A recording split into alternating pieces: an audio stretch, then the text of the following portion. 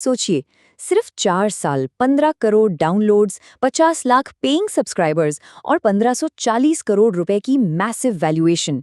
सीखो ऐप आज इंडिया के सबसे बड़े एंटरटेनमेंट और लर्निंग प्लेटफॉर्म्स में से एक बन चुका है।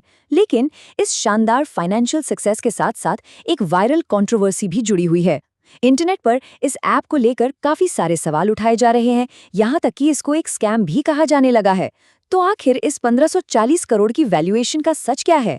इस एक्सप्लेनर में आज इस पूरी मिस्ट्री का एक डिटेल्ड विश्लेषण किया जाएगा।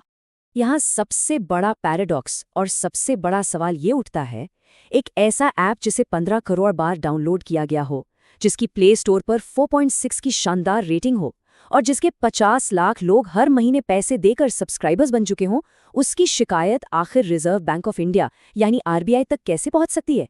ये अपने आप में एक बहुत बड़ी मिस्ट्री है जिसे समझना बेहद जरूरी है। चलिए इस पूरे मैटर को स्टेप बाय स्टेप डिकोड करते हैं। शुरुआत होगी इनकी ओरिजिन स्टोरी से, फिर इनके फाइनेंशियल्स देखेंगे, इसके एक्चुअल प्रोडक्ट और इस ऑटो पे मॉडल को समझेंगे, क्रिएटर इकोसिस्टम पर नजर डालेंगे और आखिर में इस निष्कर्ष पर पहुंचेंगे कि ये वाकई कोई स्कैम है या सिर्फ एक मिसअंडरस्टूड मॉडल। सबसे पहले बात करते हैं इसकी ओरिजिन की। इस प्लेटफॉर्म की नींव कैसे रखी गई? इसकी शुरुआत होती है आईआईटी कानपुर के 3 दोस्तों के साथ, रोहित चौधरी, कृत अग्रवाल और यश बनवानी। इन तीनों ने मिलकर एक क्लियर थॉट प्रोसेस के साथ इस ऐप को बनाया था।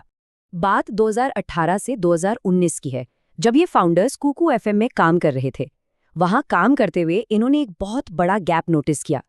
टियर 2 और टियर 3 शहरों के लोग कंटेंट तो खूब कंज्यूम कर रहे थे, लेकिन वो ज्यादातर सिर्फ टाइम पास था। उनकी लाइफ में वैल्यू ऐड करने वाला या कुछ एक्स्ट्रा इनकम बनाने वाला प्रैक्टिकल स्किल बेस्ड कंटेंट वहां मिसिंग था। और फिर जून 2020 में इंडिया में टिकटॉक बैन हो गया। इस बैन की वजह से शॉर्ट वीडियो फॉर्मेट में एक बहुत बड़ा स्पेस खाली हो गया। बस इसी वॉइड को भरने और लोगों को टाइम पास की जगह कुछ नया सिखाने के मकसद से साल 2020 में सीखो लॉन्च किया गया। हालांकि शुरुआत बिल्कुल भी आसान नहीं थी। सोर्स मटेरियल के मुताबिक लगभग 100 से ज्यादा इन्वेस्टर्स ने शुरू में ही इनके आइडिया को रिजेक्ट कर दिया था। उन्हें लगता था कि लोग सीखने के लिए पैसे नहीं देंगे। लेकिन 4 लाख रुपए का एक आंकड़ा टर्निंग पॉइंट साबित हुआ। एक सस्टेनेबल बिजनेस बनाने के लिए जब उन्होंने 199 रुपए का एनुअल सब्सक्रिप्शन शुरू किया, तो पहले ही महीने में 4 लाख रुपए का रेवेन्यू जनरेट हुआ। इस छोटी सी रकम ने इन्वेस्टर्स को ये साफ साबित कर दिया कि लोग प्रैक्टिकल स्किल्स सीखने के लिए पैसे देने को पूरी तरह तैयार हैं। इसके बाद आगे बढ़ते हैं फाइनेंशियल्स की तरफ।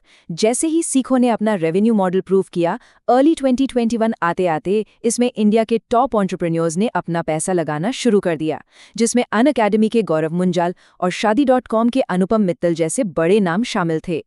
इसके बाद इनकी फाइनेंशियल ग्रोथ सच में मैसिव थी।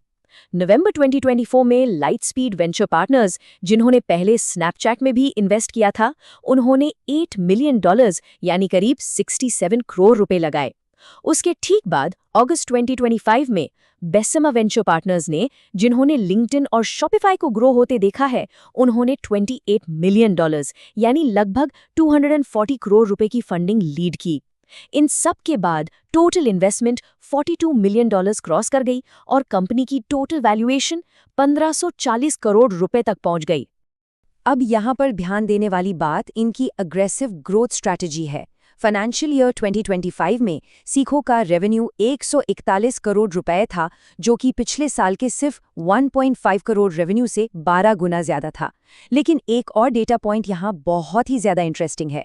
141 करोड़ कमाने के लिए सीखो ने 134 करोड़ रुपए सिर्फ मार्केटिंग पर खर्च कर दिए, यानी हर 1 रुपया कमाने के लिए लगभग 1 रुपया 27 पैसे खर्च किए गए। ये फिगर्स एक बहुत ही अग्रेसिव यूजर एक्विजिशन गेम को दर्शाते हैं। फाइनेंशियल्स के बाद अब आते हैं तीसरे हिस्से पर, यानी द प्रोडक्ट। आखिर इस ऐप में ऐसा क्या है जिसे हर महीने लगभग 2.5 करोड़ एक्टिव यूजर्स एक्सेस कर रहे हैं? यहाँ ये क्लियर करना जरूरी है कि सीखो कोई जॉब गारंटी देने वाला प्लेटफॉर्म या रातों रात अमीर बनने की स्कीम बिल्कुल नहीं है। ये स्ट्रिक्टली एक सब्सक्रिप्शन बेस्ड डिजिटल लाइब्रेरी है, एक ऐसी लाइब्रेरी जहाँ पर short, practical, skill based videos मिलते हैं, जैसे यूट्यूब चैनल कैसे ग्रो करें, शेयर मार्केट की बेसिक नॉलेज, मोबाइल ट्रिक्स और इंग्लिश स्पीकिंग स्किल्स, जैसे एक नॉर्मल लाइब्रेरी सिर्फ नॉलेज का एक्सेस देती है बिना किसी गारंटी के, सीखो भी बिल्कुल वैसे ही ऑपरेट करता है। लेकिन अब सबसे बड़ा सवाल, अगर प्रोडक्ट इतना सीधा और सिंपल है तो फिर स्कैम की इतनी सारी शिकायतें कहाँ से आईं? इसका जवाब छुपा है इसके ऑटो पे मॉडल में।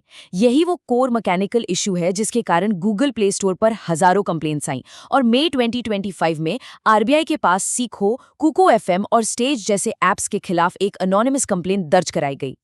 आखिर ये पूरा सब्सक्रिप्शन ट्रायल सिस्टम टेक्निकली काम कैसे करता है, इसे 3 सिंपल स्टेप्स में समझते हैं। पहला स्टेप, 3 दिन के ट्रायल के लिए सिर्फ ₹1 पे करना होता है। दूसरा स्टेप, इस ₹1 के पेमेंट के साथ ही बैकग्राउंड में एक यूपीआई ऑटो पे मैंडेट एक्टिवेट हो जाता है। और तीसरा स्टेप, ट्रायल के 3 दिन पूरे होते ही बिना किसी मैनुअल परमिशन के ₹199 ऑटोमेटिकली बैंक अकाउंट से डिडक्ट हो जाते हैं। बस इस बैकग्राउंड प्रोसेस ने हजारों यूजर्स को कंप्लीटली कंफ्यूज कर दिया। और यही सबसे बड़ी टेक्निकल मिसअंडरस्टैंडिंग क्रिएट होती है। ज्यादातर लोगों को लगा कि सीखो ऐप को फोन से डिलीट कर देने से ये पैसे कटना बंद हो जाएंगे, लेकिन टेक्निकली ऐसा बिल्कुल नहीं होता। असल में वो ऑटो पे मैंडेट सीखो ऐप के अंदर नहीं, बल्कि फोन पे, गूगल पे या पेटीएम जैसे प्राइमरी यूपीआई ऐप्स के अंदर स्टोर होता है। इसलिए चार्जेस रोकने के लिए यूपीआई ऐप को खोलकर वहां से मैंडेट को मैनुअली डिलीट करना पड़ता है। हालांकि इस पूरे मामले पर सीखो का अपना एक इम्पार्शियल स्टैंड भी सोर्स मटेरियल में मौजूद है। उनका कहना है कि वो सभी पेमेंट गाइडलाइंस को प्रॉपर्ली फॉलो करते हैं। मैंडेट की सारी डिटेल्स उनके डैशबोर्ड पर पहले से क्लियरली अवेलेबल होती हैं, जिसमें बताया जाता है कि कैंसिलेशन यूपीआई ऐप से ही करना होगा और अगर फिर भी गलती से पैसे कट जाते हैं तो उनकी 7-डे रिफंड पॉलिसी काम आती है। इंस्टेंट चैट और कॉल सपोर्ट अवेलेबल है और यहाँ तक कि वो ऐप में इंप्रूवमेंट्स के लिए रेगुलरली वीकली फीडबैक कॉल्स भी अरेंज करते हैं। ठीक है, ऑटोपे के इशू को समझने के बाद अब आते हैं इनके क्रिएटर इकोसिस्टम पर। बिना किसी एड्स के सिर्फ सब्सक्रिप्शन फीस पर चलने वाले इस ऐप पर आखिर वो प्रीमियम कंटेंट आता कहाँ से है और उसको मैनेज कैसे किया जाता है? इनका कंटेंट स्ट्रक्चर काफी इंटरेस्टिंग है। सीखो दरअसल YouTube जैसा कोई ओपन प्लेटफॉर्म नहीं है जहां कोई भी आकर वीडियो अपलोड कर सके। ये एक क्लोज्ड, केयरफुली क्यूरेटेड सिस्टम है। यहाँ 50 से ज़्यादा सिलेक्टेड क्रिएटर्स हैं जिन्हें शो रनर्स कहा जाता है। ये क्रिएटर्स अपने नए टॉपिक्स के पायलट्स पहले पिच करते हैं और एक इंटरनल टीम उन्हें रिफाइन करती है। अगर ध्यान से देखा जाए तो ये YouTube की जगह कंप्लीटली एक नेटफ्लिक्स स्टाइल मॉडल पर ऑपरेट कर रहा है। अब यहाँ एक सवाल उठना लाजमी है कि जो स्किल्स और जानकारी YouTube और Instagram पर पहले से ही फ्री में मौजूद हैं, उनके लिए आखिर 50 लाख लोग पैसे क्यों दे रहे हैं? इसका कॉन्सेप्ट इस एक सिंगल लाइन में छुपा है, curating free content into one organized regional language platform. असल में लोग सिर्फ उस इन्फॉर्मेशन के लिए पैसे नहीं दे रहे, बल्कि उस इन्फॉर्मेशन को अपनी भाषा में एक ही जगह पर बिना किसी डिस्ट्रैक्शन के और एक वेल ऑर्गेनाइज्ड तरीके से पाने की सुविधा के लिए पे कर रहे हैं। तो सब कुछ एनालाइज करने के बाद आते हैं अपने आखिरी और सबसे ज़रूरी सवाल पर, स्कैम और मिसअंडरस्टूड मॉडल। इस 1540 करोड़ रुपए के ऐप और इसके मॉडल पर जो स्कैम के एलिगेशंस लगे, उस पूरे मामले का निष्कर्ष क्या निकलता है? सभी फैक्ट्स और डेटा को न्यूट्रली देखने के बाद निष्कर्ष यही निकलता है कि सीखो का प्रोडक्ट पूरी तरह से रियल है, उस पर बनने वाला कंटेंट रियल है और उसके वो 50 लाख पेइंग सब्सक्राइबर्स भी रियल हैं। जो कन्फ्यूजन और गुस्सा पैदा हुआ वो दरअसल डिजिटल पेमेंट्स की एक इंडस्ट्री वाइड प्रॉब्लम की वजह से है।